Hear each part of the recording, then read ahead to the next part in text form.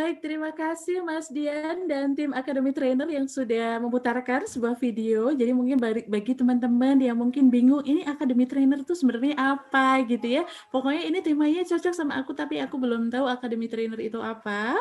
Nah, izinkan kami memperkenalkan sedikit ya Bapak Ibu sekalian. Jadi Academy Trainer ini adalah sebuah lembaga yang dipimpin oleh Bapak Jamil Azaini, Ibu Sofi Fitrik, dan tim tentunya yang kami bergerak untuk bagaimana bisa membangun trainer-trainer yang memang memiliki kemampuan komunikasi yang handal tentunya Bapak Ibu sekalian dan punya dampak yang besar gitu ya. Tapi nggak hanya tentang dunia training kita menyampaikan produk-produk kita, tapi juga ada hal-hal yang terkait dengan komunikasi. Nah, ini bagian dari core bisnisnya kami. Dan senang sekali hari ini tentunya kami bisa berbagi kepada ada 81 orang nih ya yang sudah bergabung dari awal pagi tadi jam 10 kita mulai dan 15 menit kita sudah menanti, ternyata makin banyak ya. Dan silahkan Bapak Ibu, karena ini juga masih mulai, silahkan kalau misalnya mau share gitu ya untuk link yang kita punya, boleh kok diajakin temennya, mungkin ada saudaranya yang butuh banget gitu ya. Karena ini baru akan mulai, mudah-mudahan ini bisa menjadi jariah, bisa menjadi amal juga buat kita yang sudah mengajak saudaranya untuk bergabung. Kenapa? Karena ini penting banget buat kita semuanya, Bapak Ibu sekalian, nggak cuma seorang trainer, tapi juga tadi Bapak Ibu yang mungkin bisnismen gitu ya, atau mungkin Bapak Ibu yang punya usaha kesehatan gitu. Jadi ada seorang dokter juga yang bergabung, ternyata ada banyak hal nih ya yang harus kita siapkan di era shifting ini gitu. Termasuk saya sendiri sangat senang banget bisa bergabung di webinar kali ini ya. Monggo silahkan kalau misalnya ada saudaranya, ada relasinya, atau ada mungkin putra-putrinya yang sudah mulai masuk ke usia kerja dan butuh, silahkan ya boleh diajak. Karena pagi hari ini kita akan ngobrolin tentang bagaimana caranya kita menjadi pembicara yang terampil dan, nah ini ada dannya nih ya. Kalau biasanya Academy Trainer itu pasti bicara yang terampil, ada banyak produknya dan ini ada dannya. Gimana caranya memiliki nilai jual? Nah, ini yang mungkin jarang dibicarakan di tempat lain, memiliki nilai jual yang penting ini ya di era shifting. So, Bapak Ibu pasti udah penasaran ya, pengen langsung ngebahas. Tapi sebelum ke sana, saya akan memperkenalkan profil trainer kita pagi hari ini ya. Ini sahabat saya di Associate Academy Trainer. Beliau adalah Ibu Nuke Wibowo, seorang smart service trainer dan pengalamannya luar biasa sekali nih. Kalau saya baca profilnya luar biasa ya, banyak banget pengalamannya. Beliau adalah seorang people development and product equipment supply. Beliau juga memiliki Smart Learning One learning partner. Kemudian beliau juga seorang trainer service tentunya dan people development. Beliau associate di Academy Trainer. Beliau juga seorang associate juga trainer Stephen. Jadi aktivitasnya luar biasa nih ya. Jadi nanti kalau teman-teman yang udah tahu Stephen pasti bisa menebak, kok aktivitasnya banyak banget, ini tipe apa ya. Kemudian beliau juga seorang sales and service at learning resources consultant. Beliau seorang promotor juga, konsultan personality genetic talent. Sertifikasi beliau yang dimiliki banyak banget. Nah, nanti ngobrol langsung aja sama beliau ya untuk seru-seruan tahu lebih dalam tentang profilnya beliau. So, Bapak Ibu sekalian, apakah sudah ready untuk mulai? Kalau sudah ready untuk mulai, boleh berikan tanda jempolnya dan goyangkan seperti ini Bapak Ibu sekalian. Yes. Oke, so kita panggil aja deh ya trainer kita yang luar biasa, Mbak Nuke Wibowo. Silahkan.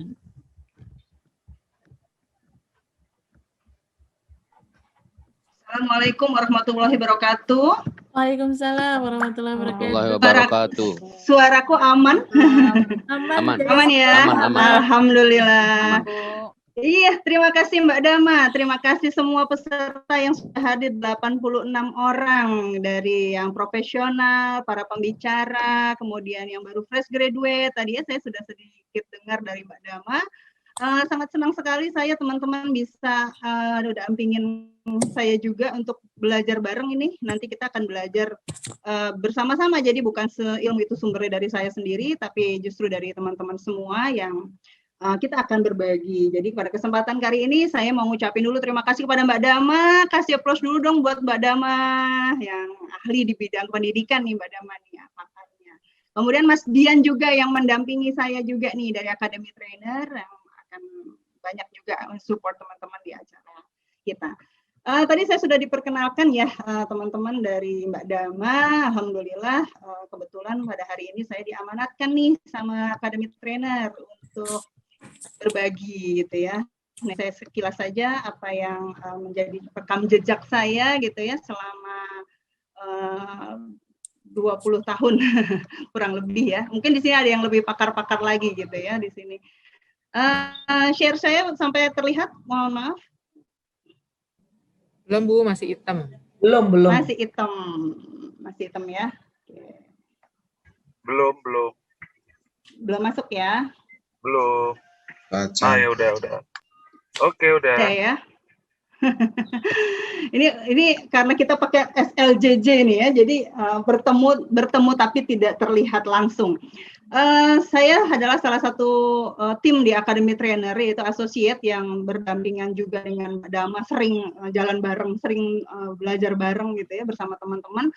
Sebagai bagian dari aktivitas saya, selain saya sebagai founder di PT Sukses Insan Mulia Sejahtera, di mana saya mendirikan ini setelah saya hijrah dari corporate gitu ya. Sebelumnya saya di perusahaan BUMN, perbankan, dan kebetulan memang banyak belajar di bidang training gitu ya untuk meningkatkan skill saya sebagai seorang trainer. Akhirnya saya masuklah di Academy Trainer. Jadi insya Allah teman-teman yang sudah ikutan di Academy Trainer, yang sudah pernah ikut event-event Academy Trainer akan dapat terus bertumbuh, dan dari situ juga akhirnya saya berkesempatan juga untuk belajar menuangkan gitu ya, karena katanya seorang trainer itu punya kartu nama, dan kartu namanya trainer itu adalah menulis, dan saya akhirnya menulis buku saya, di mana sebelumnya saya banyak berkecimpung di dunia service and selling gitu ya, maka saya menulis buku Sales Through Service yang sudah alhamdulillah sudah ditulis sejak 2018.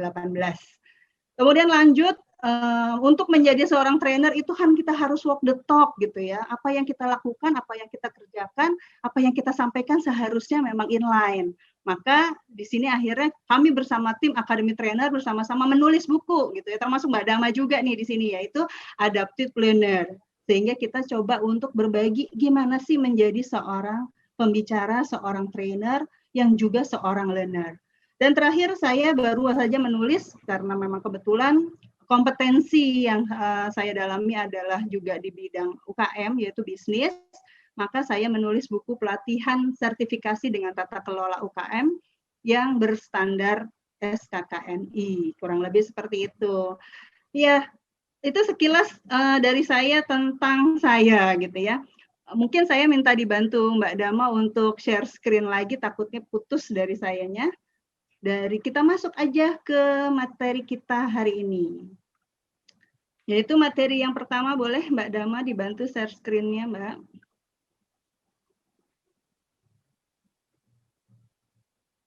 Dari saya, Mbak Nuka? Boleh Mbak, dari okay. Mbak Dama. Sebentar ya. Di sini agak lola. Kasihan nanti teman-teman. Sudah muncul sebenarnya yang tadi dari Mbak Nuka. Iya, tapi ada informasi unstable connection, takutnya putus. Yang ini barusan keluar nggak? Barusan saya kirim lagi dari laptop satu lagi, keluar nggak? Sebentar, kami lihat dulu ya Mbak ya, sebentar. Udah keluar, udah terlihat. Udah ya, udah terlihat. Oke, sip. Ya. Bu, bisa kelihatan. Bisa kelihatan. Alhamdulillah. Iya, baik, terima kasih Pak. Menjadi trainer kompeten dan memiliki nilai jual. Nah, saya pengen nanya nih salah satu dari peserta, Pak Akbar. Pak Akbar, apa sih yang kira-kira Pak Akbar pernah lihat gitu, rasakan kalau kita tuh pengen menjadi seorang trainer yang kompeten dan memiliki nilai jual tuh modalnya apa ya Pak?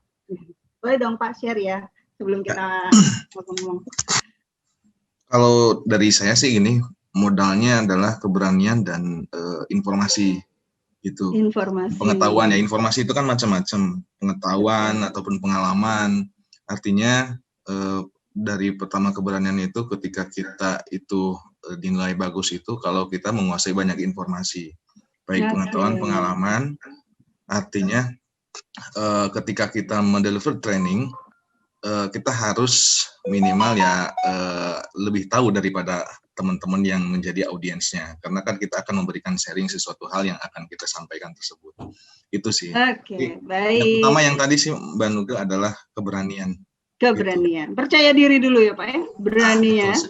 Oke, kasih aplaus dulu dong buat Pak Akbar. Terima kasih kasih. reaction. Karena kan di sini pastinya yang hadir pembicara gitu ya. Trainer, mungkin dosen gitu pasti. Ya, jangan lupa di subscribe. Makasih. Oke.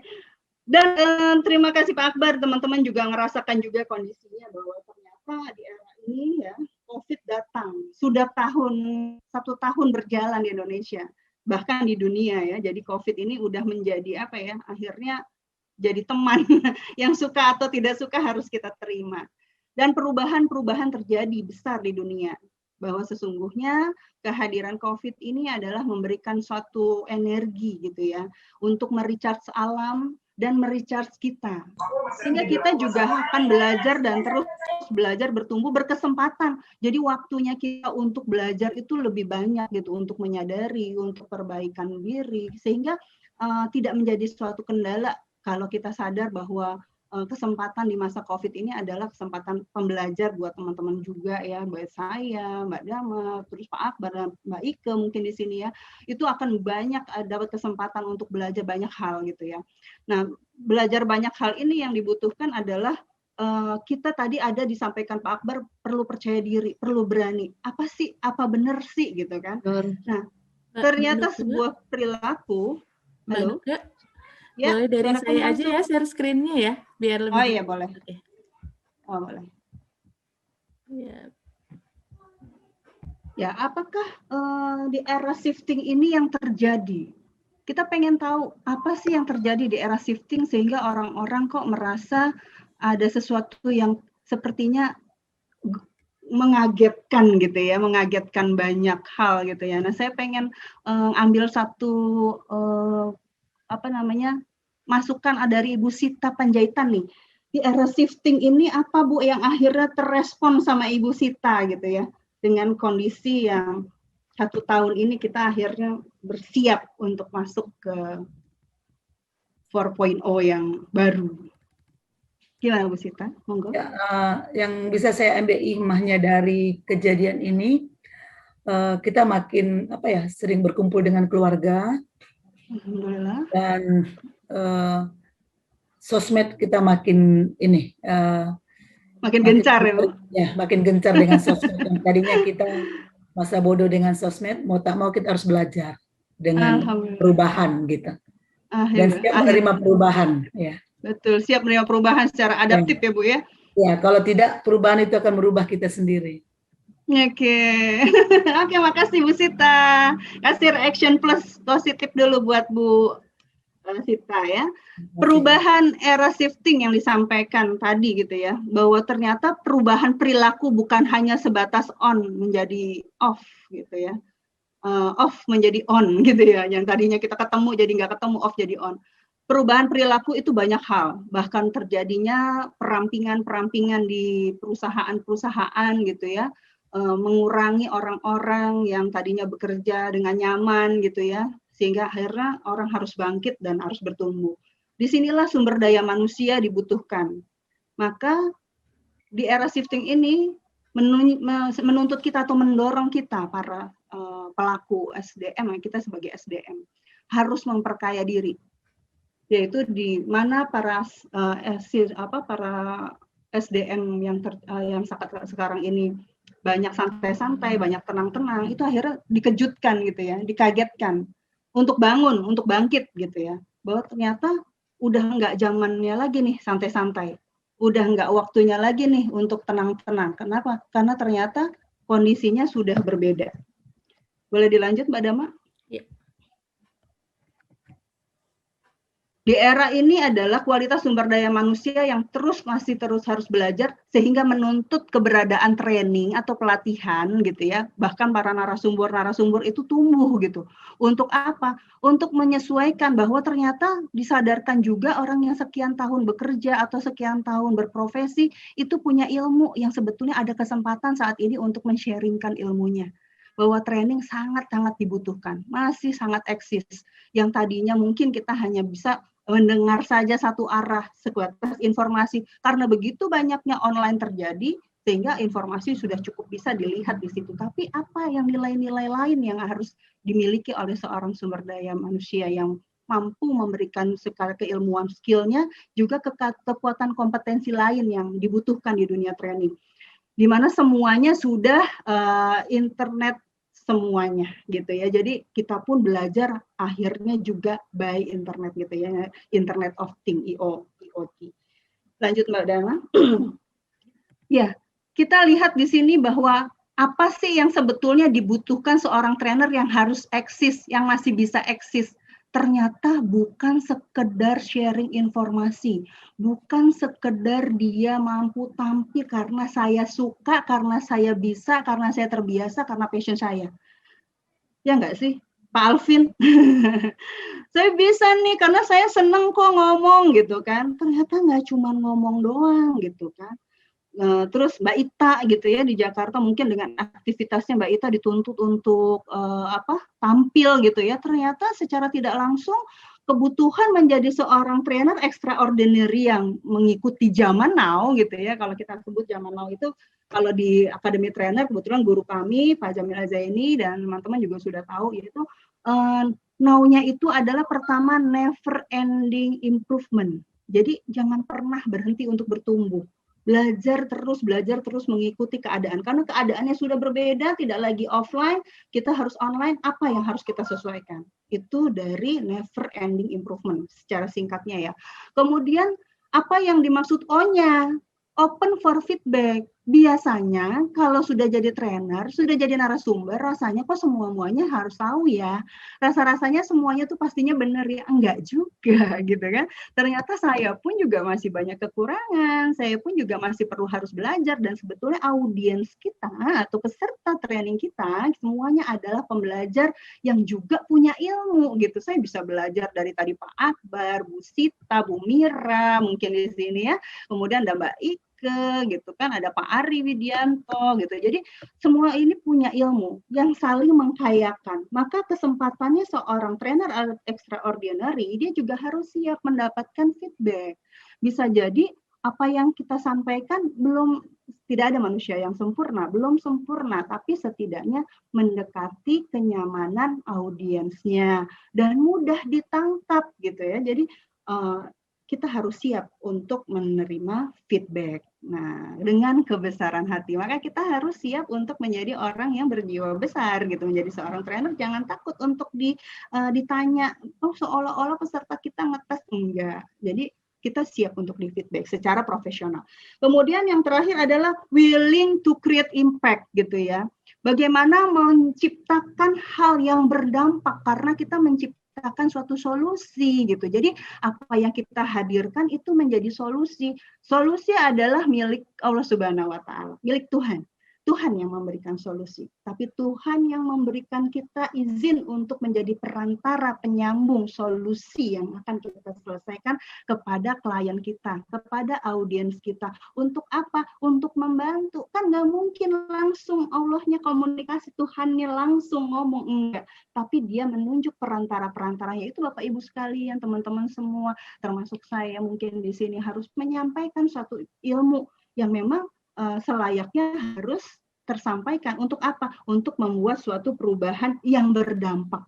Perubahan yang berdampak itu yang seperti apa? Yang habis training ada sesuatu yang berubah, yang diperbaiki, berubah menjadi lebih baik. Gitu nggak kira-kira Mbak Mira? Mbak Mira nggak ada fotonya nih. Oke, lanjut ya. Udah bisa dilanjut? Oke.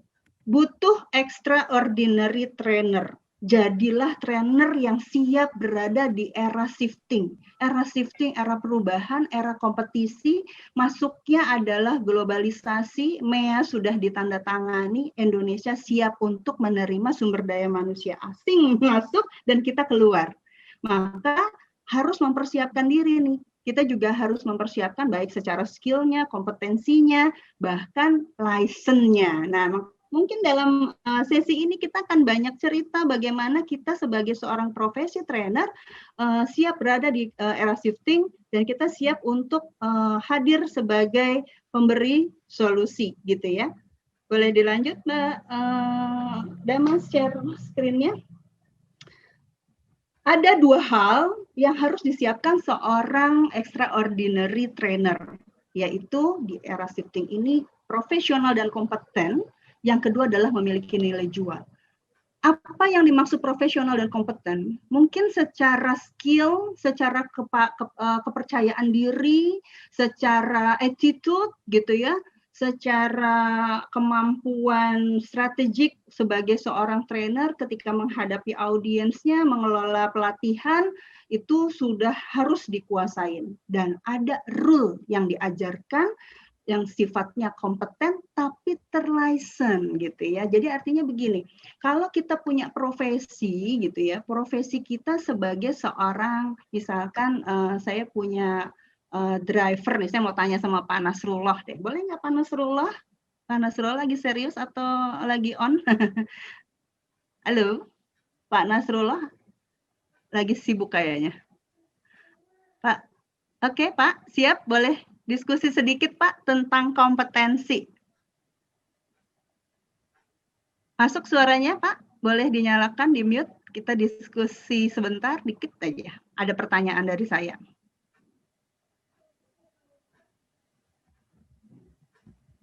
Halo, suaraku masuk nggak? Masuk, Mbak. Masuk ya, Pak Nasrullahnya lagi siap untuk bertanya ya? Boleh di unmute ya Pak, dinyalakan. Siap, unmute. siap. Oke, siap. Pak, kalau kita punya driver nih Pak, kita mau rekrut driver. Kemudian Bapak direkomendasikan.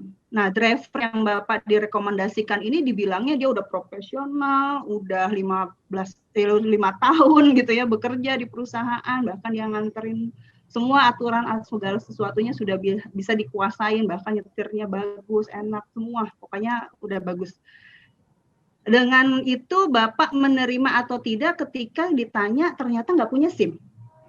Enggak. Nggak berani ya Pak ya? Iya. Alasannya apa Pak?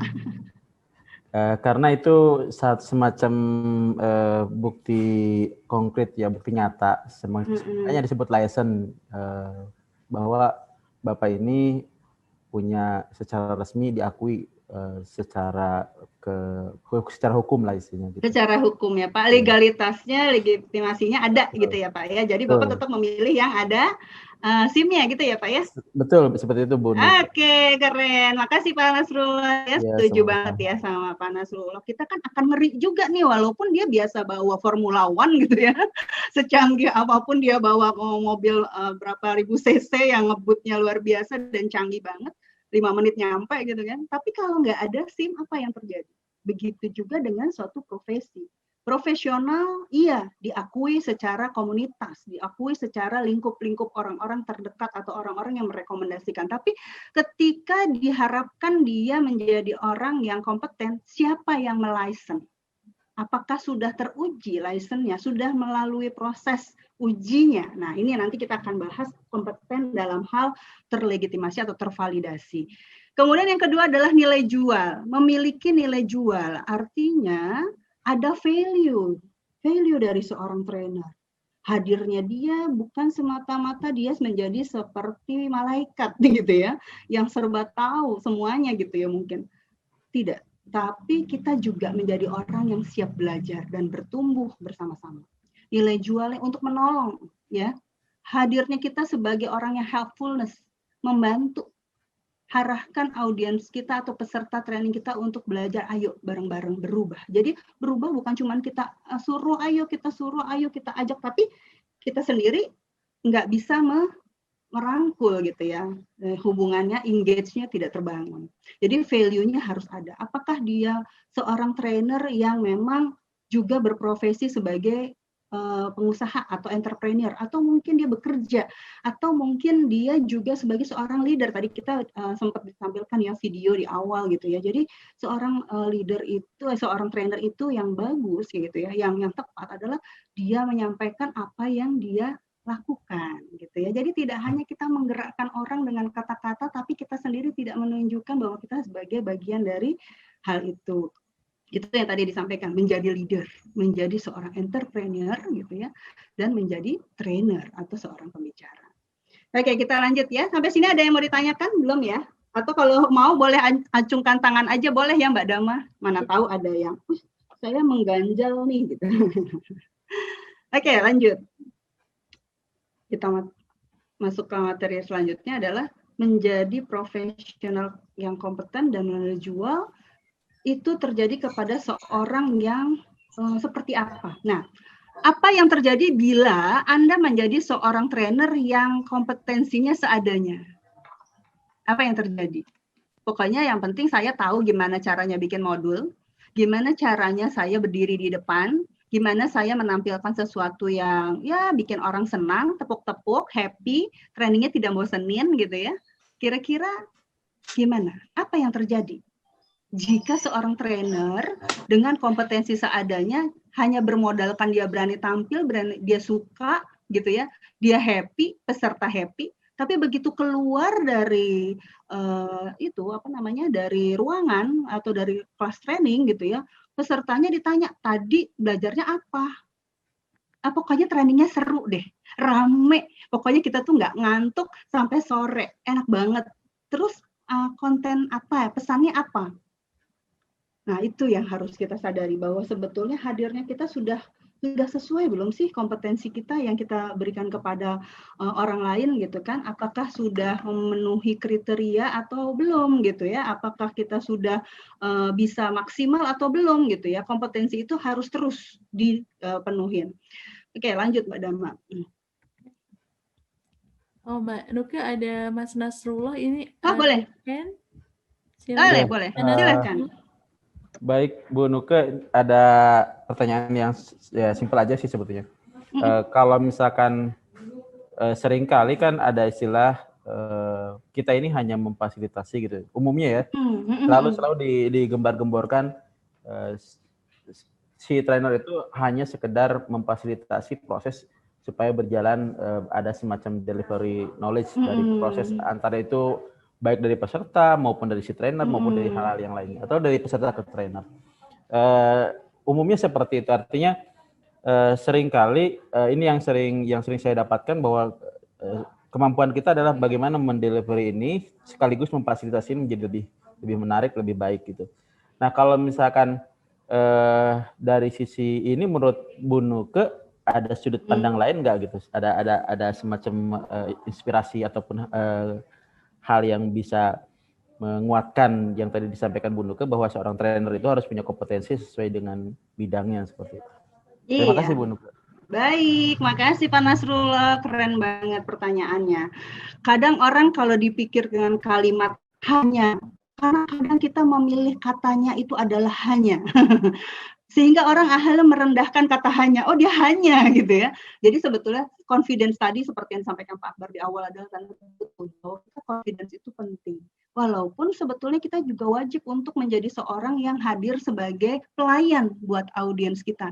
Jadi kami di sini hadir memfasilitasi gitu ya, memfasilitasi Bapak Ibu untuk dalam proses pembelajaran, tapi dengan kondisi fasilitasi itu adalah kita sudah menguasai secara keilmuannya pada saat kita mau mengajarkan. Jadi kadang gini, punten ya ini, kalau sampai ada trainer yang materinya dibuatkan orang, kemudian dia hadir membawakan sebagai penyanyi, gitu ya. Maaf nih, kalau kita ngelihatnya seperti apa ya? Topeng monyet gitu ya. Ada yang main gendang gitu ya, ada yang joget gitu. Nah, kita kan nggak pengen kan jadi yang seperti itu gitu. Jadi teman-teman juga perlu nih kuasain dulu ilmunya. Jadi pelajarin, memang kadang ada yang gini, oh ya oke, nanti saya ngisi jam sekian, udah dibaca sebentar. Luar biasa menurut saya. Walaupun sharing session 1 jam atau cuma 5 menit, 10 menit itu biasanya saya persiapkan gitu ya. Kalau saya yakin Mbak Dama juga begitu kan, Mbak Dama pakarnya pendidikan gitu ya. Pasti dia persiapkan dulu rundown-nya, rule-nya, gimana ngebangun orang tuh nggak ngantuk di awal, baru mau awal pembukaannya aja openingnya udah nggak menarik gitu ya, openingnya aja udah bikin ngantuk gitu kan, nggak ada goyang-goyang dor tadi gitu kan. Jadi itu sebetulnya itu semua dirancang, bukan tidak dirancang gitu. Maka kompetensi seorang fasilitator, karena ada beberapa instansi ya, ketika saya memasuki instansi, mungkin Bapak juga Pak Nasrullah ngalami, menyebutnya bukan trainer tapi fasilitator gitu ya. Ada yang menyebutnya sebagai mentor gitu ya. Jadi apapun itu, tapi kehadiran kita fungsinya harus komplit gitu ya. kita bisa memudahkan mereka karena audiens kita ini banyak jenis otak gitu kan. Mereka ada karakter, jadi saya jadi bicara genetik ya, karakter mereka ada yang memang suka dengan rame gitu, dengan kehidupan, tapi ada suka yang dengan keseriusan gitu. Tapi nggak bisa semuanya kita bawakan dengan metode-metode yang terlalu serius. Even metode yang saya bawa saat ini pun juga ada terkait dengan BNSP, tapi insya Allah besok di acara momen tanggal 3, tanggal 4, Academy Trainer sudah merancangnya secantik mungkin untuk acara di BNSP sertifikasi ini tidak membosankan gitu ya. Nanti kalau Pak Nasrullah mau hadir, monggo silahkan gitu ya.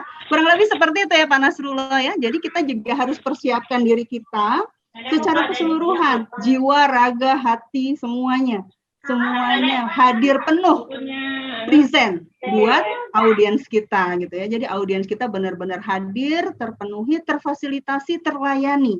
Karena kita bukan orang yang paling hebat di depan, tapi karena ada mereka, kita juga harus terpanggil untuk hadir membantu mereka. Kurang lebih seperti itu ya, Pak. Ya, Oke, terima kasih Bu Nuke. terima kasih Pak Nasrullah.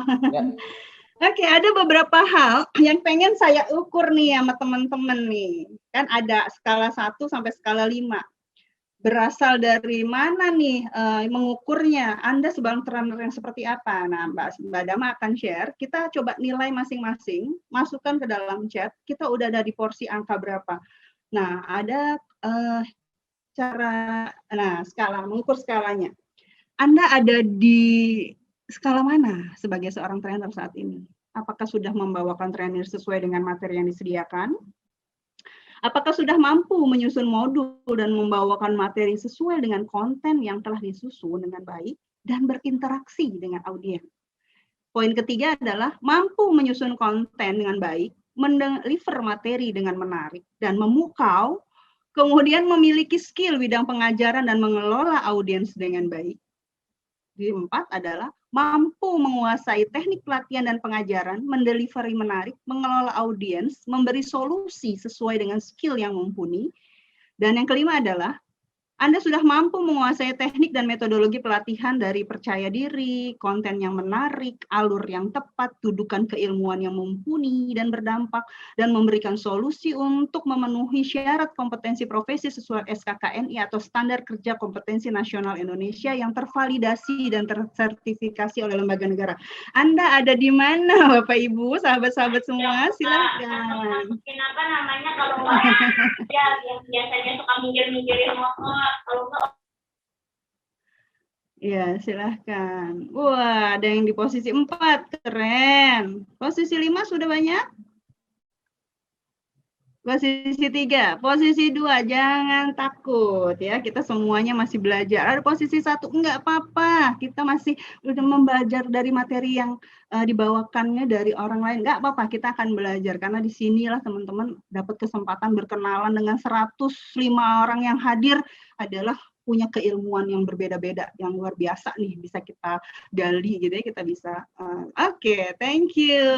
Ternyata banyak juga ya yang udah level 4, Kang Udin, sahabat Steven, ternyata ada teman sahabat Steven, Mbak Ani Pratiwi, gitu ya, ada Mas Alam, also, oke.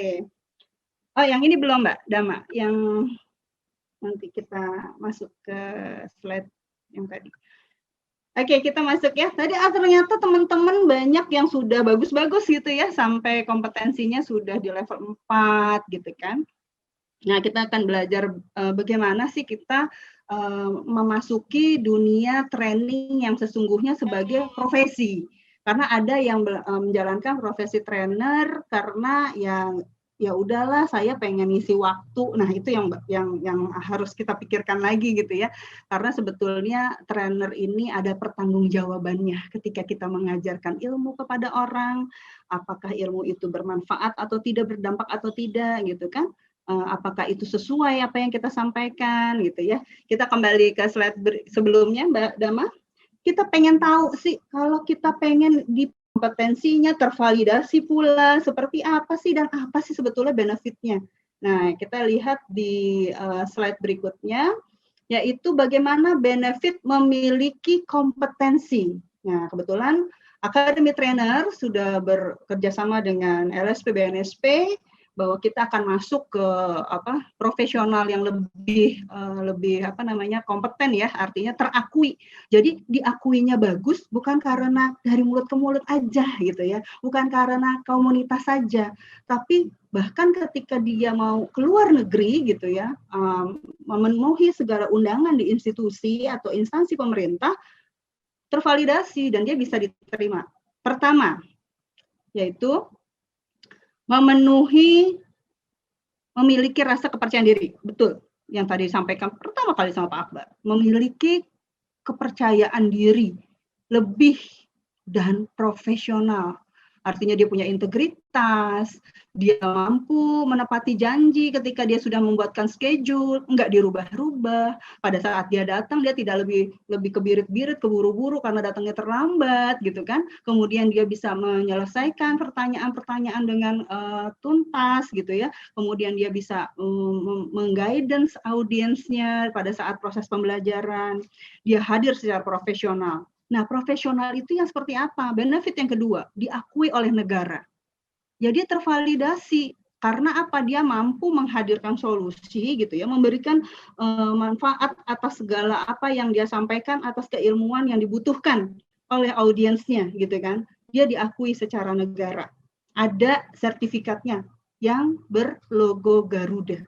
Artinya memang ini adalah dikeluarkan langsung oleh BNSP.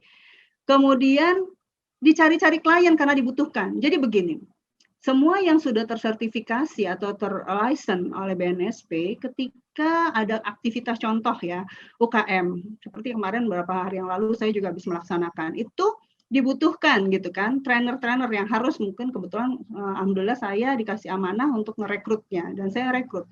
Yang diutamakan tetap walaupun dia sebagus apapun tidak bisa saya hadirkan karena syaratnya harus memenuhi standar BNSP, ya. Artinya dia sudah lulus sertifikasi dan memiliki license itu, mempunyai sertifikasi BNSP. Dicari-cari klien gitu ya, karena apa? Sebetulnya dibutuhkan seorang trainer untuk bisa naik menjadi extraordinary trainer gitu ya. Mereka harus banyak berlatih, jam terbangnya harus banyak, dan kesempatannya juga harus ada gitu kan. Nah, sementara kalau kita memang membangun branding dari nol, kompetitornya besar banget dan banyak banget. Dan orang-orang yang bermain di brand-brand sudah terkenal sebagai seorang pembicara, itu tidak dibangun sehari dua hari, nggak cuma setahun dua tahun, itu cukup membutuhkan waktu yang banyak. Tapi ketika kita sudah punya legitimasi yang secara syarat, kalau kita jadi karyawan misalnya ya, kita jadi karyawan, kita sudah memenuhi standar SOP-nya, setidaknya license-nya sudah terakui gitu ya, dia ditarik, disertakan, dan diberi kesempatan untuk berlatih di situ. Akhirnya dia mendapatkan banyak ilmu dan meningkatkan kompetensinya sambil learning by doing. Atau mungkin dia akan mengambil kompetensi keilmuan berikutnya, men-scale up ilmunya gitu. Itu salah satunya. Kenapa? Bisa dicari-cari sama klien.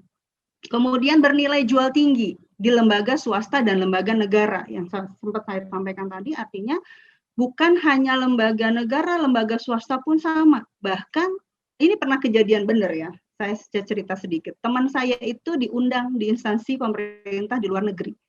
Terganjal pada saat di imigrasi. Di imigrasi diminta surat undangannya sampai konfirmasi ke pengundangnya dan sebagainya. Dan dia masih satu keberuntungannya adalah dia mengeluarkan sertifikat BNSP-nya yang berlogo Garuda yang dia bawa resmi bahwa profesinya tersertifikasi. Dan memang betul dia profesinya adalah seorang trainer dan dia akan berangkat ke sana. Nggak setiap penerbangan sih selalu seperti itu, enggak. Tapi ada kalanya ada satu waktu yang terjadi seperti itu karena memang waktu itu sangat ketat karena harus ke luar negeri, salah satu negara. Nah, itu adalah salah satu bentuk kenapa punya nilai jual tinggi. Kalau kita sudah punya brand, kita terkenal, mungkin bisa direkomendasikan gitu ya. Tapi kalau untuk syarat yang diundang oleh lembaga-lembaga negara, pasti dia akan tanyakan, apakah ada sertifikasinya yang nasional, terlicense gitu ya. Itu tetap. Itu salah satu benefitnya kalau kita punya kompetensi BNSP. Kemudian comply menurut syarat profesi berdasarkan standar kerja nasional Indonesia. Jadi apa yang dimaksud dengan berstandar kerja nasional Indonesia itu adalah sama, kalau kita bekerja di suatu institusi atau dalam suatu lembaga itu ada standar, misalkan seperti ISO gitu ya, terakreditasi. Apakah sudah terpenuhi? Dia sudah melakukan apa rule-nya sebagai seorang yang berprofesi sebagai seorang trainer. Ini sebagai contoh.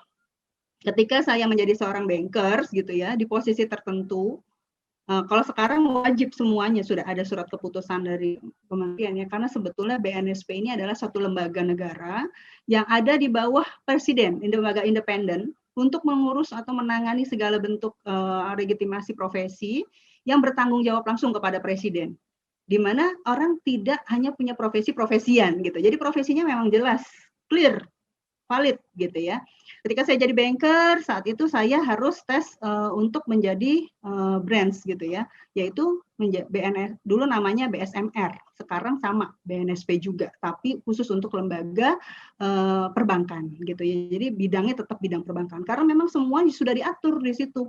Jadi kalaupun saya punya, mungkin teman-teman juga ngalamin di sini ada yang ahli teknik gitu ya, mungkin Mbak Sita sebagai HR mungkin ya, HR tahun 2021 sudah diwajibkan berdasarkan peraturan menteri yang sudah keluar ya, bahwa keputusan di tahun 2021 profesi HR, SDM, manajer sudah wajib memiliki sertifikasi. Begitu caranya, sehingga benefitnya adalah segala sesuatunya komplei dulu deh gitu ya. Kalau kita sudah komplei, enak jalannya kemana aja lancar gitu kan.